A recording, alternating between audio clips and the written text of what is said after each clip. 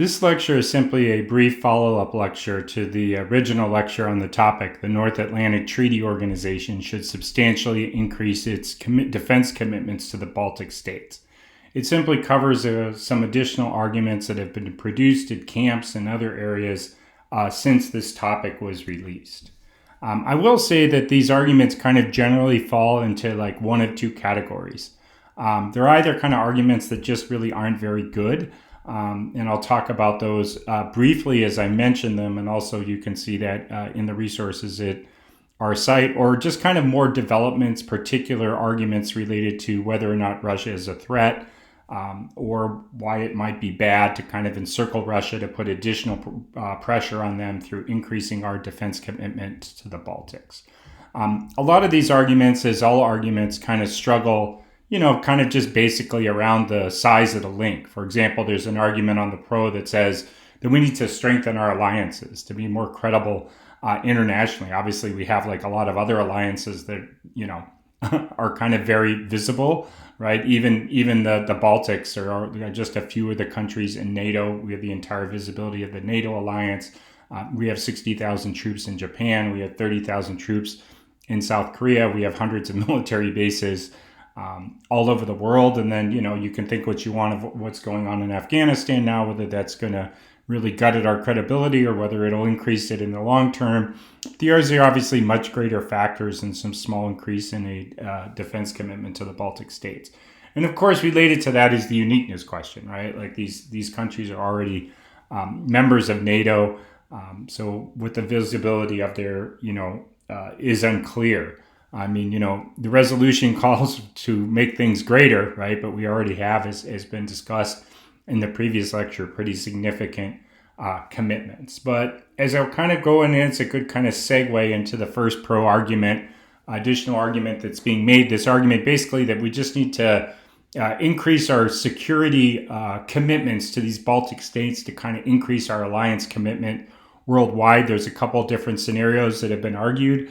You can even see it in our varsity/flow demo debate that we need strong alliances to prevent the use of bioweapons and to deter China.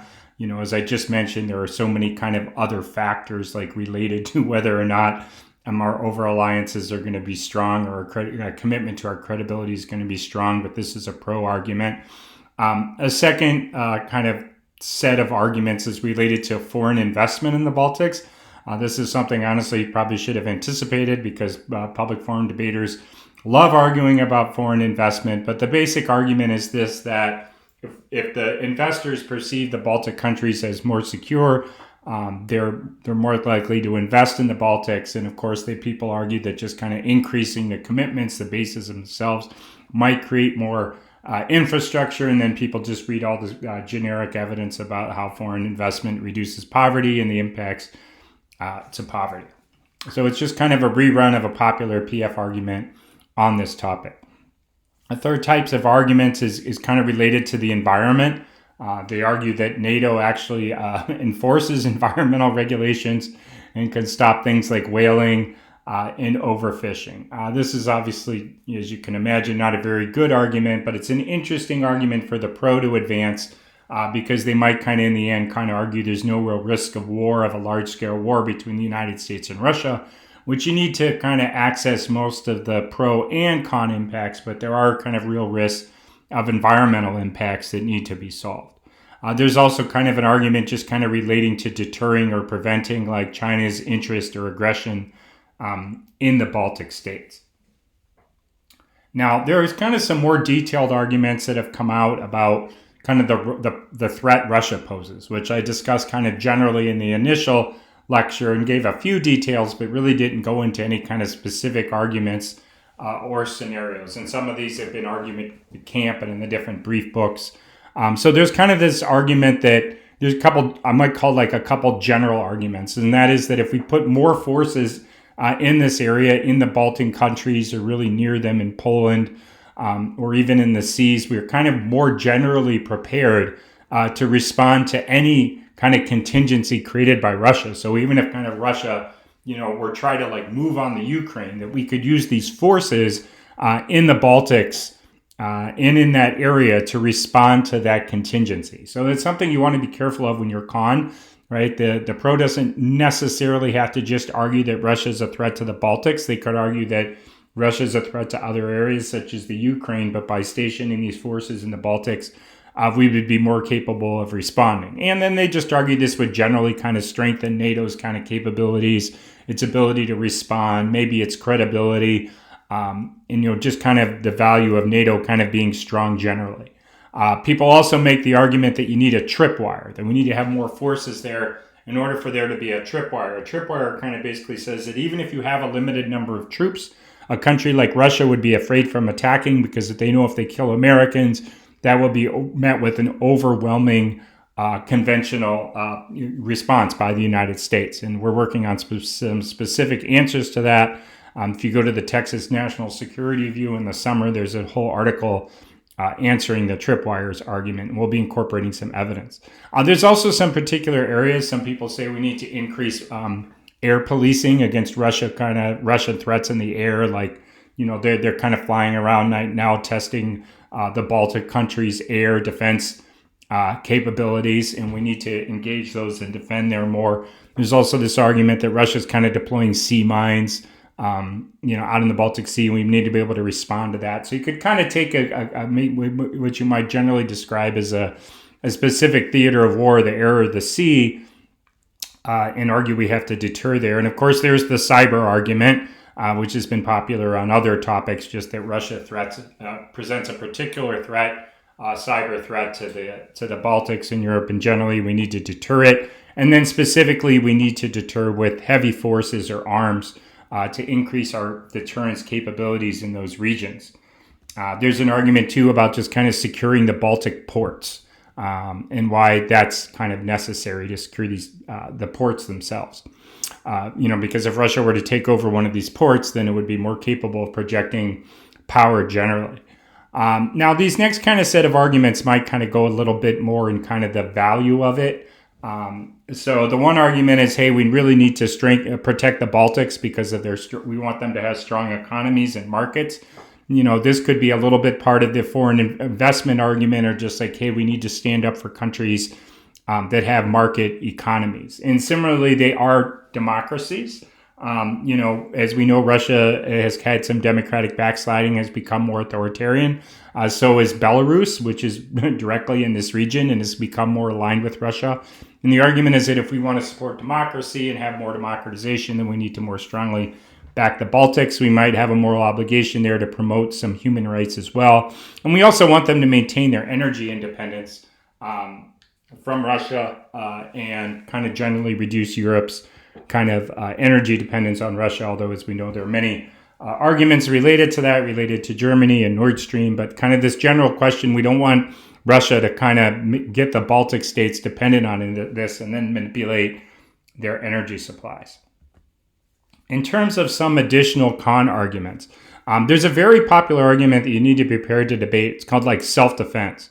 And the basic idea is that it's better if countries just kind of spend money on their own to defend themselves.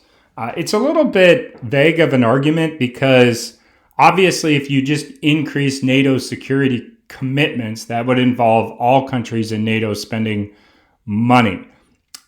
So it's not clear to me how this would trade off, increasing NATO commitments would kind of trade off with the NATO countries themselves spending money. Certainly, maybe you could argue that the U.S. would spend a disproportionate amount of the money and not the European countries. Obviously, a stronger argument would just be that the Baltic countries need to be able to defend themselves. So that's kind of hard to win uniqueness for, that the Baltic countries have the capability of defending themselves, or even could have the capability of defending themselves given the size of their economies relative to Russia. So this is a popular argument, and it kind of can get played out to, hey, if these countries just defend themselves, they won't be kind of perceived as threatening to Russia, right? So if the U.S. kind of comes in and kind of increases its troop deployments in the areas, this could really concern Russia, whereas I guess if just the Baltic countries and maybe some of the NATO countries, rather than all of the NATO countries, especially including the United States, were to increase their defense commitments, this could deter Russia without kind of threatening Russia, kind of creating this kind of perfect balance of deterrence relative to perceptions of aggression. But I think the argument is a little, like I say, a little weak on the kind of link level, given that all the countries would potentially be involved. But, it's a popular argument. You need to be prepared to debate it and think through it. Kind of related to this, there's kind of this con argument you can make that increased NATO defense spending trades off with European social spending arguments, and we need social spending to reduce poverty in Europe.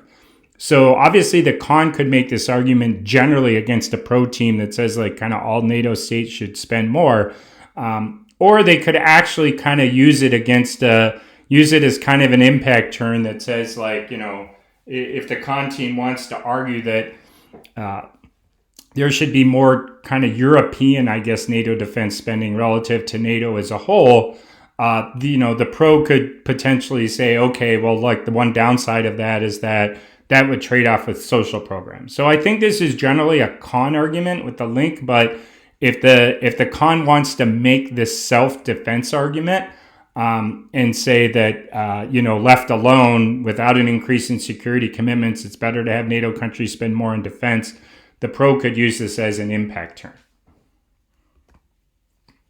There are also some arguments kind of related to the environment that just kind of the movement of military forces from one place to another can cause environmental problems, that the military itself creates environmental problems. I mean, obviously, this is something, as I said earlier, really struggles kind of from a uniqueness and link problem, right? I mean, there are huge security commitments.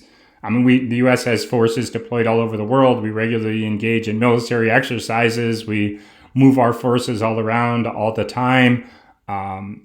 If some of the forces, if we put more forces in the Baltics now, they would probably just come from Afghanistan, where we recently obviously withdrawn a lot of military forces. So we probably just talk about putting the forces there instead of someplace else. Pretty weak link, but it is a con argument. The same kind of there's an argument about how military bases support sex trafficking. There's a whole lot of literature on this, on how these bases support sex trafficking and prostitution. And people argue that, of course, is bad. But again, like these soldiers would probably be deployed elsewhere, including on other military bases. The same idea with imperialism, that kind of NATO, people argue that NATO and Western military deployments are an imperialist tool. Again, it kind of struggles from uniqueness questions. And of course, these are already NATO members. There's that argument. The NATO moral hazard argument probably should have grouped with the self-defense argument earlier, but it just kind of simply says that, I guess if you have more NATO involvement from the United States, then countries won't protect themselves as well. There's a stronger argument that just kind of the more military security commitments, more military activity you have, then maybe you'll rely a little bit less on diplomacy.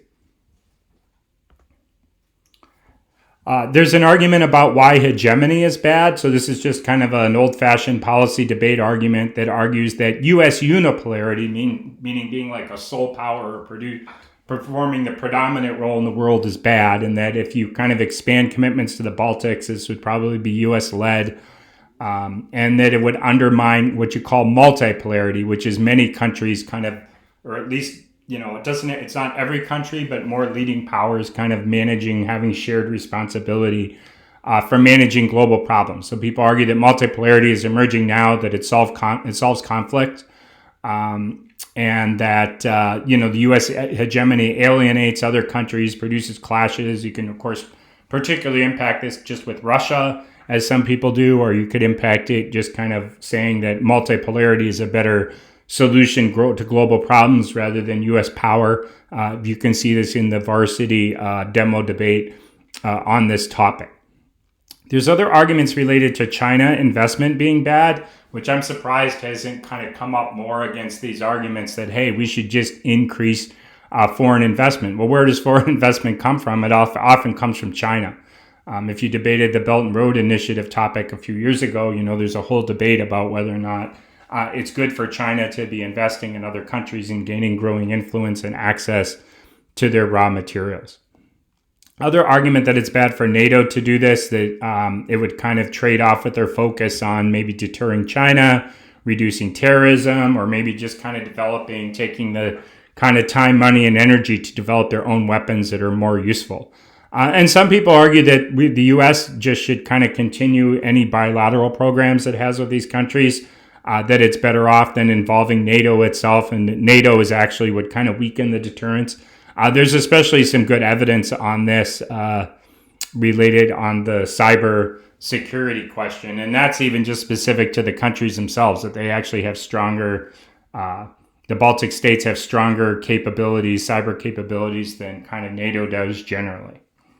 Now, there's some additional detailed arguments that, kind of go under don't provoke the bear, right? The central kind of, the mainstream con argument on this topic is that if you increase security commitments, that's going to alienate Russia.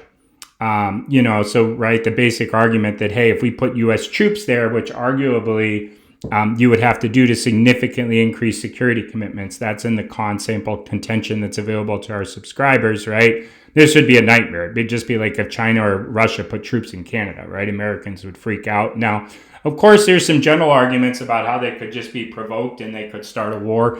But even if you don't go that far, right, they might respond in kind of more low-level ways by kind of cutting off energy supplies to Europe or to the Baltics, or really increasing energy prices, which could hurt economies, even a more moderate route. Then it might increase nationalism in Russia and just kind of the opposition to economic diversification programs that might be important to Russia's economy. There's evidence that just kind of says it would increase military tensions, lead to more of an arms race with the United States. They would push Russia and China closer into an alliance. Now, there's obviously multiple factors driving them into an alliance, but it's easy to find evidence about that and read it. Some people say, look, it would undermine Russian cooperation on anything that's going on in Syria, which is important for peace. Of course, now we have Afghanistan, right? We might need Russia's cooperation on Afghanistan, even if it's just basically to stay out and avoid conflict, avoid arming opposition or siding with the Taliban, right? So these kind of things I think are good, good arguments. These arguments that especially the Syrian peace process, Afghanistan cooperation. The con can really say, hey, right now we need Russia's cooperation in a particular area, right? U.S.-Russian relations are not the best at the moment, so it's hard to read kind of generic impacts to U.S.-Russian relations that are unique. But you can say, hey, the U.S. needs Russia to cooperate on this particular thing, and we're kind of working to gain their cooperation now. But if you support the pro and you support increased security commitments, potentially deploying, U.S. troops in the Baltics, other just more military capabilities in there, right? Significantly increasing military capabilities to the Baltics that'll undermine Russia, that will alienate Russia. And, maybe, hey, you can say in final focus or summary, moving into the final focus, even if they're not going to attack us, if you make that original attack argument, they are going to react to this, right? And they're going to react to this by reducing their cooperation over some important issue, such as Afghanistan or the Syrian peace process, and that can produce conflicts on its own. Now, finally, I just want to make a couple notes of a couple key arguments that have come up in different camp arguments and handbook arguments and kind of practice debates. And it is important to understand a few of these things. So one is capabilities and intention. So capability is the ability to conduct a war. The intention is the desire to do it. So obviously, to kind of start a war, you certainly at least have to have the desire and at least think you have the capabilities, right? So people argue both sides of the Russia debate. They may say, well, hey, you might be winning that Russia has the capabilities to invade the Baltics, but they don't have the intentions, okay, right now. But if you vote for the pro, their intentions will shift, right? They'll be more encircled, they'll be more insecure, and they'll use those capabilities to invade the Baltics. The con may say, the con's going to make the cons get right. So that would be like a con argument. The pro's going to say, hey, they already have the intentions, they already have the capabilities. So we need to deter them. We need to deter them with more capabilities on our side. And then you can debate whether or not the capabilities are effective. But understanding just those basic terms of capabilities and intentions and how they kind of relate to, military security and deterrence are important. Of course, there's also the idea of encirclement, which I just kind of tossed earlier. Encirclement is a concept that just kind of basically says that Russia has this historical fear of being kind of completely encircled or surrounded by its enemies, right? And if you go back and you look at a map of like where the Baltic countries are, right, and where the U.S. has already expanded NATO and where the U.S. could potentially expand NATO into the Ukraine, right? If NATO really did kind of get wrapped almost completely around Russia, right, with significant capabilities on top of it all, it is almost completely wrapped, right, in terms of the alliance. But if you add a lot of capabilities to that, right, then they could become significantly encircled. It's also important to understand the difference between deliberate and accidental and miscalculated war. I mean, deliberate is very easy to understand, right? It's a war that somebody intentionally starts. An accidental war is just a war that like can happen by accident, like, weapons go off, things escalate, nuclear bomb falls out of an airplane. A miscalculated war is when somebody either thinks that they can win a war, that they probably couldn't, or they think somebody else is about to start a war, so they engage in a war. So one kind of thing, I think the con team will try to argue is, look, the risks of deliberate war are very low, right? The chance of Russia kind of engaging in an act of aggression is very low. These countries are already aligned with the United States, right? Like they're not really going to get that much out of it. There's heavy deterrence, right? The risk of that is low, but if we keep putting more capabilities into these states and increasing our deterrence commitments, then look, you could just have like an accidental escalation, bombs going off, okay, misperception, something like that, triggering an accidental war, or, Russia thinking the U.S. is about to invade it, okay, or based on Russian reactions to the U.S. And NATO's increasing capabilities, that Russia would kind of respond. And then this would cause a miscalculated and accidental war, right? So it is hard to convince judges that, Russia would just kind of launch an invasion of Europe. That they probably are maybe at least generally deterred by that, right? You can debate that, obviously. Maybe the pros going to say that we need to do more to deter them, right? But you can kind of make a kind of a general argument that Russia is probably not going to act in such a radical way to invade all these Baltic states. But if we keep putting more military capabilities in there, then we could either have an accidental or miscalculated war. So these are a couple kind of meta framing issues, whether you advance them as a framework originally or you use them just to kind of guide the outcome of the debate, right? Say, okay, well, how are capabilities and intentions affected and impacted by the increased security commitments, and then how is war more likely to start kind of deliberately or accidentally? So it's a couple things to think about there just towards the end.